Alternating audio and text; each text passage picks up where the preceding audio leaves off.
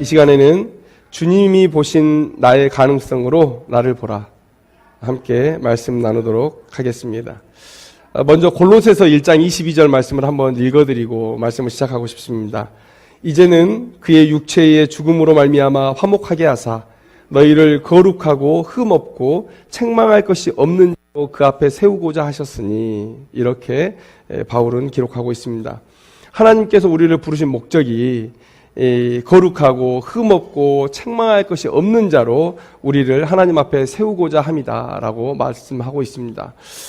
그런데 여러분, 우리가 이런 삶을 살지 못하죠. 거룩하고 흠없고 책망할 것이 없는. 그래서 우리는 믿음 생활을 하면서 필연적으로 좌절감을 느낍니다. 절망감을 느낍니다. 하나님의 의에 도달하지 못한 자의 절망이죠. 근데 우리는 궁금합니다. 예수님이 이런 나를 과연 어떻게 보실까? 예수님이 이런 나를 어떻게 보실까? 여러분, 우리가 옷을 새로 샀을 때 정말 조심스럽게 입잖아요. 옷에 뭐가 하나 묻으면 그것이 뭐 검은 옷이든 흰 옷이든 상관없이 뭐 이렇게 김치국물이라도 하나 떨어지면 그게 그렇게 마음에 쓰이잖아요. 혹시 정결하신 예수님도 나의 이 흠을 이렇게 못 견뎌 하진 않으실까? 못 견뎌 하진 않으실까? 혹 분노하지는 않으실까? 이런 생각에 우리가 빠지시죠. 거룩하고 흠없고 또 책망할 것이 없는 자로 우리가 살아내지 못하기 때문에, 여러분, 오늘 우리가 나누고자 하는 얘기는 우리가 구원의 이야기는 아닙니다.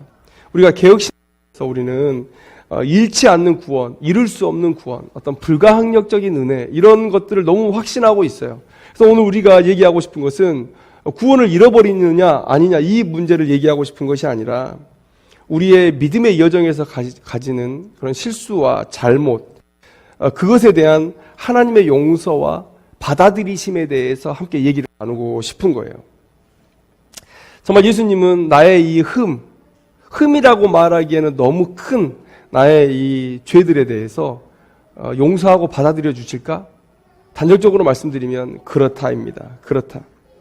오늘 우리는 우리에게 주신 오늘 말씀을 통해서 예수님은 이 실수투성이에 우리를 위해 더 큰 계획을 가지고 계시다는 사실, 용서하시고 또 그 용서를 넘어서 더 큰 계획을 가지고 계시다는 것을 오늘 알게 되실 것입니다. 오늘 우리가 본문 속에 한번 내용을 한번 살피기를 원하는데요. 너무나 유명한 본문이어서 많이들 알고 계실 것입니다. 마지막 만찬과 그리고 겟세마네 기도 그 사이에 있는 본문이에요. 그러면 우리 알 수 있는 것은 뭡니까? 예수님이 이제 죽으실 때가, 또 십자가에 달리실 때가 얼마 남지 않았다. 이제 막 잡히시기 직전에 하신 말씀이시죠. 예수님께서 이제 제자들에게 오늘 밤 내가 잡힐 것이다. 그런데 너희들은 나를 버리고 떠날 것이다. 이렇게 말씀하셨어요. 그리고 부활 후에 우리 갈릴리에서 만나자. 예수님을 사랑하는 제자들에게 이 일은 천천병력과 같은 일이고, 또 더 충격적인 일은 우리가 왜 예수님을 버린단 말이야, 이 생각을 누구나 했을 것이죠. 그래서 평소 성격대로 우직하고 좀 다혈질적인 베드로가 말합니다. 내가 진실로 모두 주를 버릴지라도 나는 결코 버리지 않겠나이다. 예수님은 이렇게 아주 사랑스러운 대답을 한 베드로에게 이렇게 말씀하시죠. 내가 진실로 내게 이르노니 오늘 밤 다 울기 전에 내가 3번 나를 부인하리라. 그런데 이번에는 베드로뿐만이 아니라 모든 제자들도 똑같이 얘기합니다. 내가 주와 함께 죽을지언정 주를 부인하지 않겠나이다. 이렇게 하고 이 훈훈한 모임이 마무리가 되는데, 여러분, 왜 예수님께서 굳이 이 제자들의 충성과 사랑을 그냥 받으시면 되지 왜 배신의 이야기를 하셨을까요? 오늘 밤 다 굴기 전에 베드로, 네가 나를 3번 부인할 거다. 아니, 제자들이 그렇게 예수님을 사랑해서 함께 죽겠다는데, 절대 떠나지 않겠다는데 그냥 고맙다 이러고 그냥 넘어가면 되잖아요. 그러면 제자들에게도 좀 힘이 되고, 또 예수님 마지막 길을 가는 예수님도 좀 힘이 될 것 같은데, 왜 예수님은 굳이 이 훈훈한 자리에서 배신의 이야기를 하고 있을까요? 왜 제자들의 믿음의 바닥, 왜 특별히 베드로의 바닥을 드러내려고 하셨을까요? 몇 가지 이유를 얘기해 볼 수 있을 것 같아요. 혹시 예수님 자신의 오름이나 제자들보다 어떤 높음을 증명하기 위해서 그러셨을까요? 아니요. 충분히 3년의 공생애 동안 그 일을 충분히 다 하셨어요. 충분히. 그래서 베드로가 고백하잖아요. 주는 그리스도시요 하나님의 아들이시니이다. 자신의 높음이나 자신의 오름, 이것을 증명할 이유는 없으셨다는 거예요. 혹시 이것이었을까요? 베드로가 행할 앞으로의 배신을 막기 위해서? 그런데 우리가 성경을 잘 읽어보면 예수님은 그럴 의도가 없으셨던 것 같아요. 예수님 자신은 아버지께서 주시는 잔을 받아야 된다라고 말씀하셨습니다. 그리고 베드로에게 미리 하셨어요. 베드로 너도 너의 길을 가야 된다. 요한복음 21장 18절 말씀에 내가 진실로 진실로 내게 이르노니 내가 젊어서는 스스로 띠띠고 원하는 곳으로 다녔거니와 늙어서는 내 팔을 벌리리니 남이 내게 띠띠우고 원하지 아니하는 곳으로 데려가리라. 이게 베드로의 사명이에요. 아직 죽을 인생은 아니라는 것이죠. 그에게 하나님의 계획이 있었다는 거예요. 그래서 예수님께서 적극적으로 베드로의 배신을 막으려고 했다? 아니에요. 그렇다면 왜 경고하셨을까? 저는 묵상하는 중에 이런 결론에達았어요. 베드로가 진 이후에 더 빨리 일어나게 하기 위해서, 그를 더 빨리 회복시키기 위해서. 여러분, 베드로의 배신을 예수님께서 미리 하시고 베드로를 책망하고 했다면 왜 예수님께서 베드로를 데리고 감람산에서 더 깊은 곳으로 들어가셔서 함께 기도하자고 말씀하셨을까요? 배신을 안 때, 배신의 순간, 그 이전에 예수님이 알았던 그때나 지금이나 예수님은 달라지지 않았어요. 베드로 너 배신할 거야.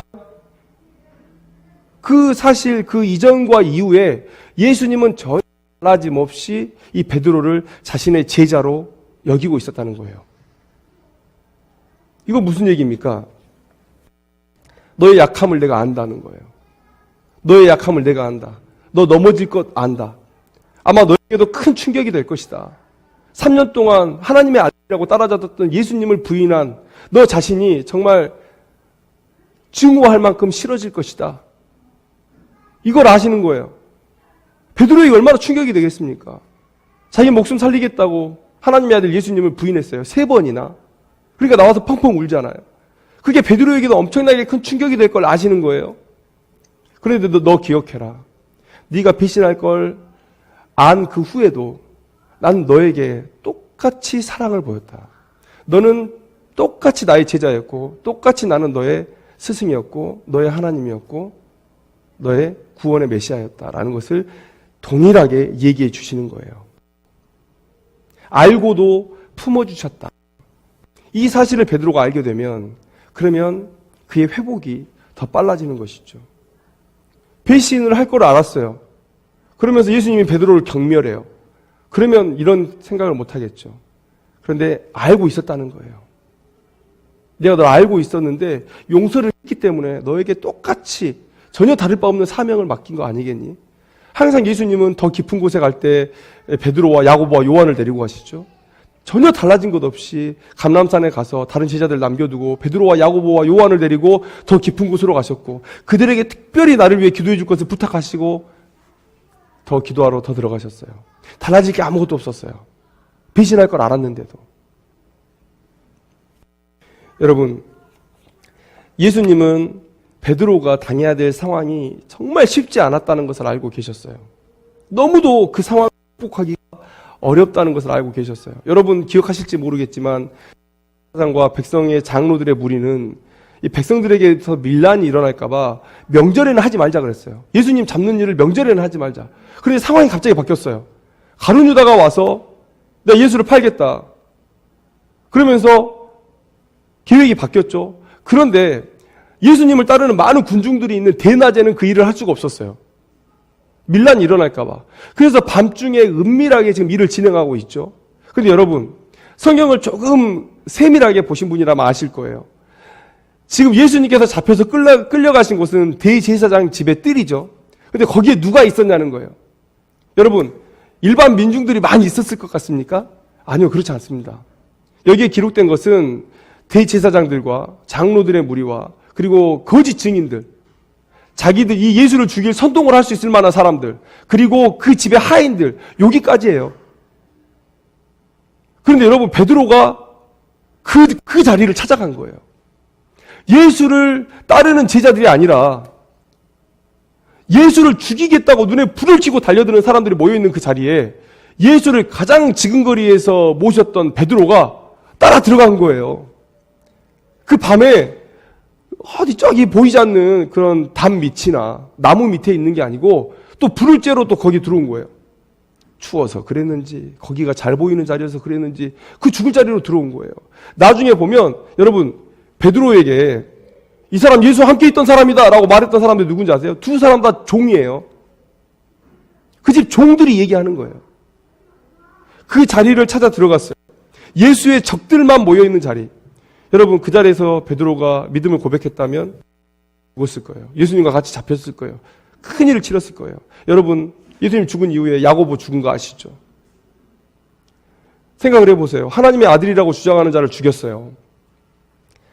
그러면 그 말을 증거하는 사람들은 얼마나 증오하고 싫어하겠습니까? 그 말이 얼마나 사그러들기를 바라겠어요. 그러면 베드로도 죽죠. 야고보가 죽었던 것처럼 베드로도 죽죠. 여기서 말씀드리고 있는 것은 베드로의 배신이 하나님의 뜻이었다라는 걸 말씀드리는 게 아니에요. 베드로의 믿음의 약함 때문이었죠. 그러나 여러분, 하나님의 섭리는 우리의 생각 너머, 우리의 논리적인 판단 너머에 있어요. 이성적인 추리 너머에 있다는 거예요. 하나님은 베드로의 연약함까지 자신의 계획 안에 넣어서 그 일을 이루셨어요. 베드로가 연약한 건 연약한 거예요. 부족함은 부족함이에요. 그러나 하나님은 너무나 전지하시고 전능하셔서 그 베드로의 연약함까지도 자신의 계획 안에 포함시켜서 그 일들을 이루셨는데, 그런데 이제 베드로의 문제가 남아있잖아요. 하나님의 일은 이루어졌어요. 그런데 예수 그리스도의 제자인 이 베드로가 엄청나게 큰 충격 속에서 어떻게 헤어나올 수 없는 그런 상황 가운데 처할 것을 예수님은 아시는 것이죠. 그래서 말씀하는 거예요. 말씀하시는 거예요. 내가 다 안다고. 네가 얼마나 힘든 상황 가운데 처하게 될지 내가 안다는 거예요.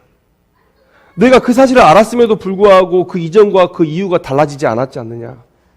네가 나를 배신하는 그 이후에 나도 너랑 같이 그 갈릴리를 걸었던 예수, 너의 뜻은 그 예수가 맞다. 너를 사랑했던 그 예수가 맞다는 거예요. 그러니까 뭐라는 겁니까? 내게 돌아오길 주저하지 말라는 거예요.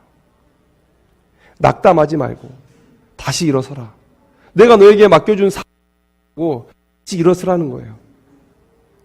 여러분, 주님은 우리의 지금의 이 연약함 다 알고 계세요. 근데 주님은요, 더 놀라우신 것은 우리의 가능성을 보세요. 성령께서 우리와 함께 하셔서 만들어내실 그 가능성을 주님은 보고 계신 거예요. 그래서 베드로를 다시 세우신 거예요. 여러분, 주님 보신 베드로의 가능성이 무엇입니까? 여러분, 세상은 너희 안에 있는 가능성을 찾으라고 얘기해요. 내 안에 있는 가능성. 그래서 뭐라고 얘기합니까? 나의 잠재력. 여러분, 성공과 관련된 책들을 보면 나의 잠재력을 깨워라. 네 안에 있는 가능성을 발견해라. 막 자꾸 이렇게 얘기하죠. 근데 여러분, 성경은 그렇게 말씀하고 있지 않습니다. 사도 바울의 평생의 싸움, 그리고 내뱉는 그 고백을 한번 들어보세요. 오호라, 나는 공고한 사람이로다. 이 사망의 몸에서 누가 나를 건져내랴. 사도 바울이 정말 최선을 다해서 그렇게 주를 위해 살았는데, 살아내고 보니까 내 몸에서 나는 냄새는 사망의 악취뿐이더라. 이 얘기를 하는 거예요.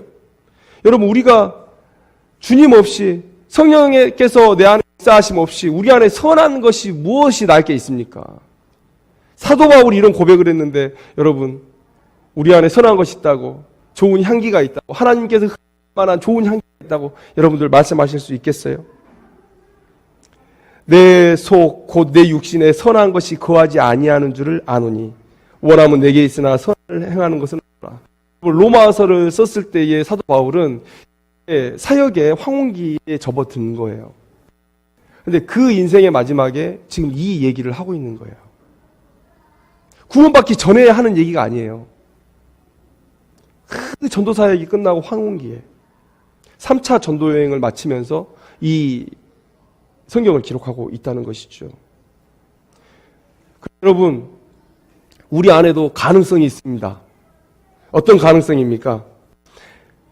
이 가능성은 내 안에 잠재되어 있는 가능성이 아닙니다. 그것은 오직 하나님께서 주시는 가능성이에요. 하나님께서 주시는 가능성으로 우리가 하나님이 기뻐하시는 이 선을 행할 수가 있는 것이죠. 주님이 보시는 가능성이 바로 이 가능성이에요. 지금은 베드로가 연약해서 나를 부인하고 도망가지만, 또 다른 제자들이 다 나를 떠나서 도망갔지만, 그러나 나는 그의 가능성을 본다.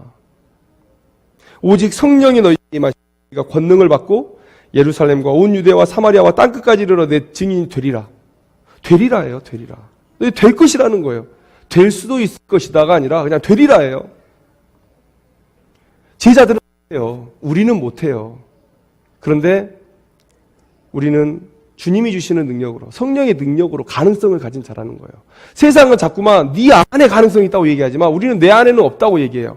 외부에서 어떤 특별한 도움이 필요하다고 생각해요. 그것이 바로 성령의 능력이죠. 예수님께서 말씀하시는 건 뭐예요? 지금은 연약하지만, 지금은 나를 피해 도망가지만, 그러나 성령께서 오시면 너희들이 나를 위해 목숨을 걸 수 있을 것이다. 여러분, 그래서 어떻게 됐습니까? 베드로는 성령이 임하신 수제 복음을 전했죠. 베드로 전후서를 우리에게 남겨주었고요. 그 주장을 도와서 복음 전파의 획기적인 진전을 이루는데 일조했던 그런 사람입니다. 그리고 마지막까지 복음을 열심히 전하다가 십자가에 거꾸로 달려서 죽임을 당하죠. 여러분, 베드로는요, 살아있어서 더 고통스러운 인생입니다. 베드로의 삶을 우리가 인간적으로 살펴보면 그냥 그때 죽는 게 더 낫지 않았을까? 차라리 내가 대제사장의 뜰에서 내가 바로 예수님의 제자요!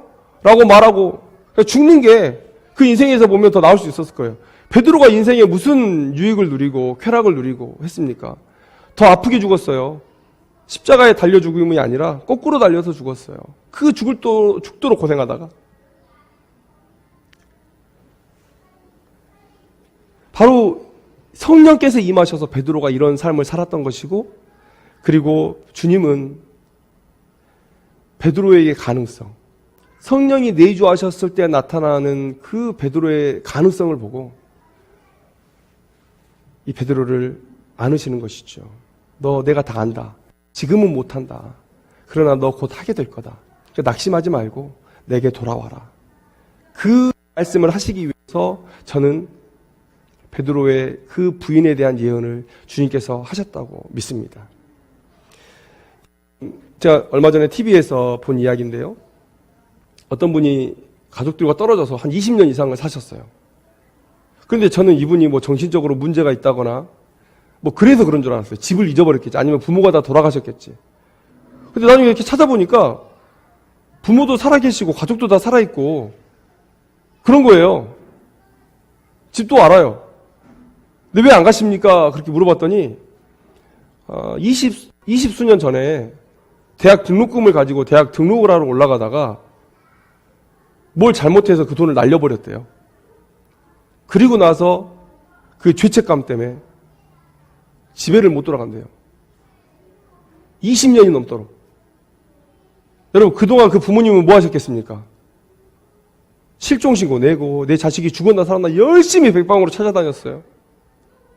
그런데 죄책감 때문에 안 간 거예요. 부모님 댁에. 집에 돌아가는 길을 잊어버린 게 아니라 죄책감 때문에 못 간 거예요. 내가 이 등록금을 날리고 어떻게 부모님 뵐 면목이 있냐. 그리고 20년 동안을 자기 혼자 막일하면서 하루 벌어서 먹고 살고 하루 벌어서 먹고 그러고 살았던 거예요. 여러분, 우리가 오늘 이 말씀을 귀담아 듣지 않으면 우리의 삶이 이럴 수 있어요. 우리는 어차피 똑같은 죄를 계속 반복해서 저지르는 그런 연약한 인생이거든요. 주님께서 우리에게 받은 삶은 좌절이 아닙니다. 죄책감에 찌든 삶이 아니에요. 그렇다고 후회의 삶도 아니에요. 이런 삶은 계속 내게 집중하는 삶이에요. 선한 것이 절대 나올 수 없는 나에 집중하는 삶이에요. 이런 인생은 하나님과의 관계를 끊어버리고 골방에 딱 갇혀가지고 죄만 묵상해요. 내가 죽일 놈이지. 내가 죽일 놈이지. 죄만 묵상하고 살아요. 여러분, 주님께서 원하시는 것은 회개입니다. 회개. 회개는 뭐죠? 내 안에 선한 것이 나올 수 없다는 것을 알고 내 모든 연약함까지 다 하나님 앞에 내어드려요. 그리고 가벼운 모습으로 다시 하나님께 달려가는 거예요. 이게 회개예요. 이게 회개. 좌절하고 죄책감 찌들고 후회하는 삶은 하나님에게서 들려요. 그러나 회개는 그렇지 않습니다. 하나님 저 연약한 거 다 하셨잖아요. 내려놓고 그냥 하나님께 탁 가서 안기는 거예요. 이게 회개예요. 하나님께서 이 삶을 원하신다는 거예요. 베드로가 받을 그 충격의 크기가 너무 크기 때문에 주님께서 베드로에게 특별히 너 나 3번 부인할 거야를 얘기하신 거예요. 그리고 내가 그 부인의 사실은 알지만 그러나 너는 변함없이 내 사랑하는 제자야. 그리고 겟세마네 동산에서 기도할 때 그를 데려가시고 그 이전과 그 이후가 전혀 다를 바 없는 그런 똑같은 모습으로 이 베드로를 사랑하셨던 모습들을 우리가 볼 수가 있죠. 여러분, 집 나갔다 돌아온 탕자, 그 이야기가 바로 회개의 이야기입니다. 아버지 재산 반이나 들어먹고 내가 무슨 자격이 있어서 아버지께 돌아가나. 그게 아니라 아버지께 돌아가는 거예요. 그게 회개예요. 회개하는 자의 결과는 아버지께 돌아가는 거예요. 그리고 다시 일어서는 거예요.